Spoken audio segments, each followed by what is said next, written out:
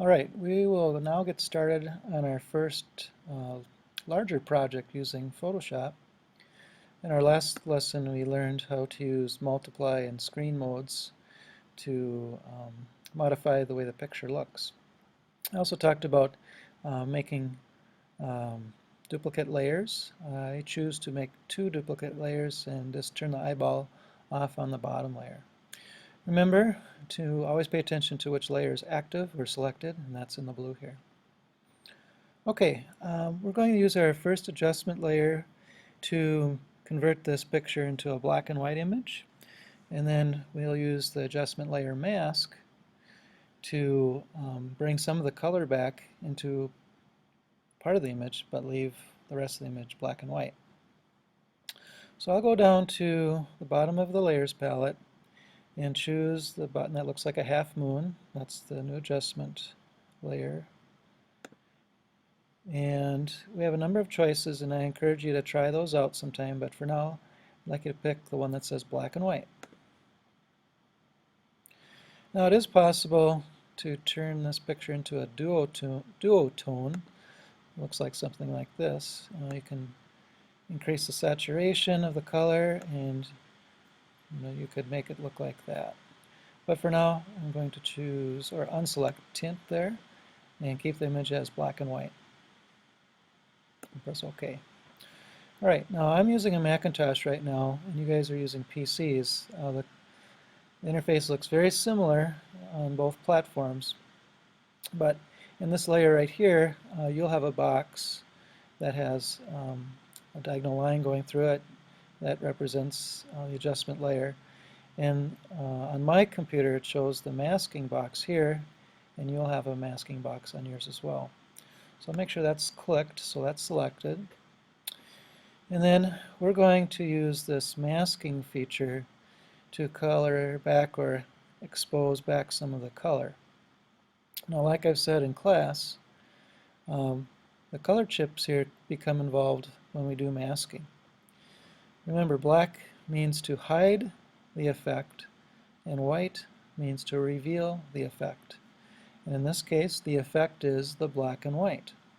And so, if I painted with white, that wouldn't do anything to the image currently because it's already in black and white. That's the effect. So the white would reveal the effect. It's already revealed. But the black will hide the effect. So wherever I paint with black, will bring back the color, or the color that's in the layer underneath the adjustment layer. So I've already chosen a brush, and I've already chosen a brush size. And on your computer you can also choose the diameter of the brush, what kind of brush you want to use. I often use a fuzzy brush for this effect, but you don't have to. Close that down. Now you can also increase the size of the brush by using the bracket keys on your computer keyboard.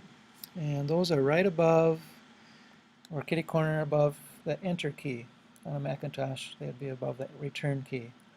And pressing the bracket keys increases or decreases the brush size, which can be pretty useful.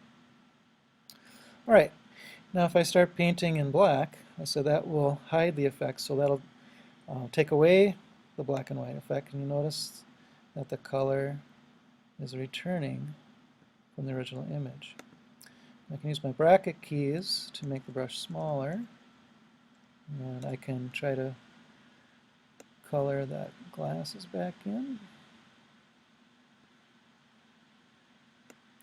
Now the image is, or the area that I'm trying to get back, my brush is getting smaller, so I would probably make use of the zoom tool here or the magnifying glass. And right now it says minus, so I'm going to switch it to plus and just zoom in.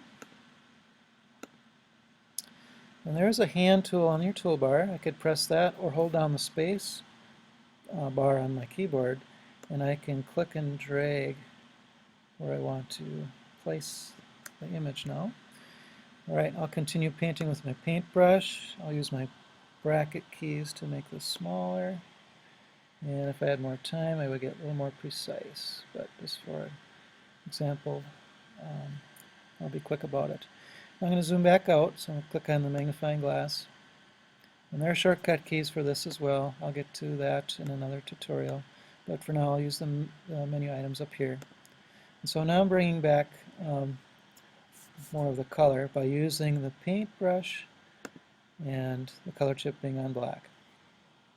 I can raise the size of my brush. I could get the background in if I wanted to. So there's a lot of artistic choices you can make to make this look cool the way you want it to. All right, well, you get the idea. And let's say I don't want his hair to be in color. I would switch with these arrows here, so white color chips on top, and I would paint with white, which will reveal the effect.